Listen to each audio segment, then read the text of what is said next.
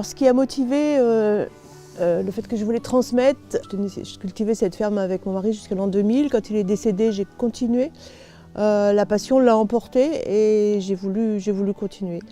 Il s'est avéré que là, depuis 3 ans, ça commençait à être difficile. Voilà, j'ai 61 ans et je commençais à sentir la fatigue. Il était bon que j'arrête parce que voilà, il fallait que je prenne aussi soin de moi. Si je savais prendre soin de la terre, il fallait aussi que je sache prendre soin de moi. Et j'ai commencé à faire les démarches auprès de la Chambre d'agriculture pour m'inscrire au pôle transmission. La transmission, telle qu'elle s'est opérée, j'en suis vraiment satisfaite aujourd'hui. C'est vrai que c'est quelque chose de compliqué. C'est quand même une ferme qui est importante. Et voilà, on travaille aussi bien l'arboriculture que le maraîchage, spécificité l'agriculture biologique, 15 hectares, beaucoup de personnel. Et puis ce qui était important, c'était de retrouver le repreneur qui allait pratiquer l'agriculture biologique telle qu'on le faisait. Alors en ce qui concerne la rencontre avec M. Duriez, en fait, c'est par l'intermédiaire de la Chambre d'agriculture. Moi, je m'étais inscrite sur la liste des cédants et lui s'était inscrit sur la liste des personnes qui recherchent une ferme. Et donc c'est tout l'intérêt du pôle transmission, c'est de faire rencontrer les gens, ceux qui veulent céder et ceux qui veulent reprendre. Là, le profil de M. Duriez semblait convenir.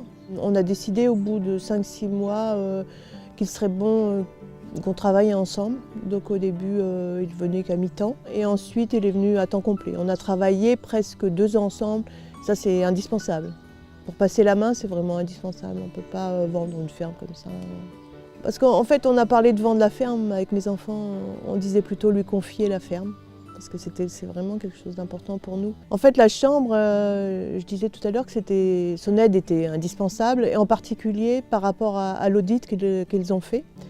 Quand j'ai présenté au notaire, il m'a dit que c'était un travail formidable.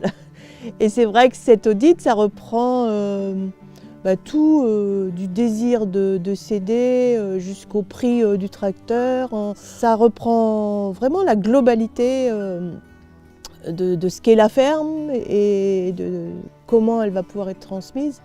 Et c'est un document vraiment complet et qui a été vraiment quelque chose qui a été indispensable pour nous pour avancer. Je veux dire, sans cela, on ne pouvait pas transmettre. Alors si j'avais un conseil à donner à un agriculteur qui veut céder sa ferme, donc le premier mot, ce serait anticipation.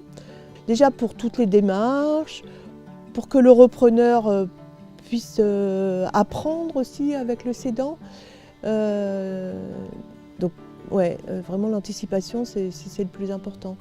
Après, je dirais, alors ça peut paraître bizarre, mais ce désir de lâcher aussi, de confier oui, à quelqu'un d'autre sa ferme, parce que je pense que nous, agriculteurs, on est attachés à notre ferme, à nos terres.